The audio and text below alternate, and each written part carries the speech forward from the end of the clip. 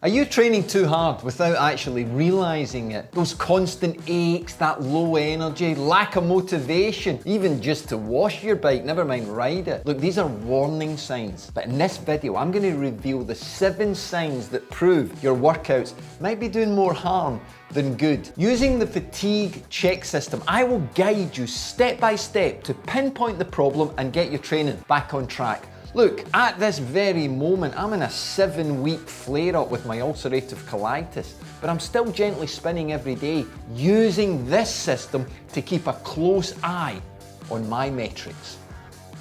So are you overtraining or are you overreaching? Look, what I'm talking about is more than just overtraining. I know you're a warrior and I know that you want to progress your fitness, but worrying about your progress, that lets your ego get in and that screws up the whole process. Look, the real question has got to be, as the Scottish Shakespeare would say, to be a fanny or not to be a fanny? That's the real question. Look, overtraining is often misunderstood. Look, it's rare for people, unless you're professional athletes, to be overtraining. It's more likely that you're overreaching. And this just means that you're training too hard with poor recovery. Overreaching is reversible. But listen to me, if you ignore the signals, the messages you're getting, then that overtraining will kick in, and the effects of that, they're long term. And we need to avoid that. Okay, so I want you to use the fatigue check system. I'm gonna go through the letters. I'm not gonna be dancing YMCA or anything like that, but here's what you wanna watch out for. F, you're feeling off. There's a sudden mood change, lack of motivation, and I'm not just talking about the list of chores that your partner's made. You don't want to ride your bike. A, there's aches and pains, but they're more persistent. This soreness will not go away. You feel it the next time you're on your bike. T, you're tired all the time. You've got this constant fatigue, even though you're pretty regular with your sleep and feel like you're getting enough sleep. I, increased resting heart rate. Look, if your resting heart rate is 5 beats above normal, this is a signal you're overreaching. G, you've got gut issues. Look, you're getting digestive problems more than normal, bloating, discomfort. You're just not enjoying your food as much, and you're actually looking at changing around things that you normally liked. U, unrestful sleep, okay? So this is poor sleep. You're maybe waking up at a regular time. It's nothing to do with what you're watching on the TV. Your nervous system is in the wrong state. E, energy dips. These energy dips during the day. Look, it's not okay to come home from work and just fall asleep in your favorite chair. You want more energy, consistent energy during the day. This is a sign that something is not right, especially with your fueling strategy. Hey, look, extra tip. I mentioned resting heart rate there. If you don't know what your resting heart rate is, take it for 5 days during your recovery week. You've got to be feeling good, and this will give you a good picture. And trust me, if it's 5 beats above that, this is a sign. What are you going to do about that sign? Rest.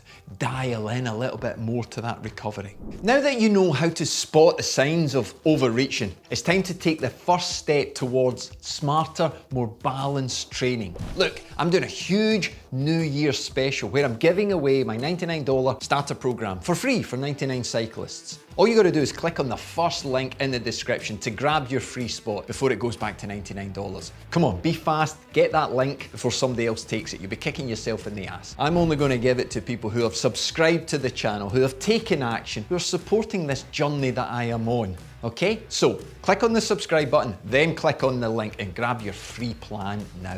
Okay, let's fix your overreaching, or at least prevent it from ever happening. Okay, step 1, what I need you to do is to be really strong, really honest with yourself. Scale back and reduce your intensity. Reduce your volume, okay, temporarily, so that you can dial into what fatigue you get from real life. Step 2, I need you to focus your recovery on what I call my NHSS system. N, nutrition. Are you eating enough of the right foods to fuel you for your normal day? Never mind your training. H, hydration.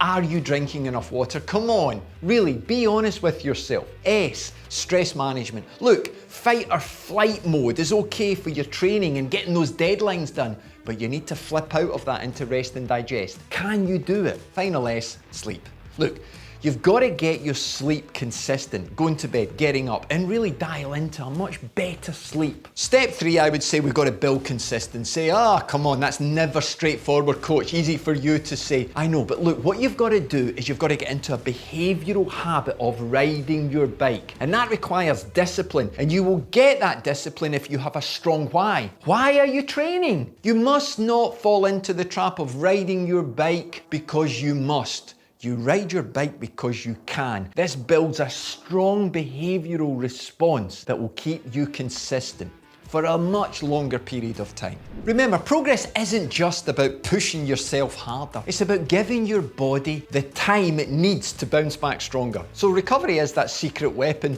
that most people overlook. They appreciate it, but they overlook it and don't give it enough attention. But honestly, it makes all the difference. Look, in the next video, I'll walk you through a proven recovery strategy that will help you feel energized, recover faster, and perform at your best. I know you've already subscribed, so I'll see you in the next video. Keep smiling and keep spinning.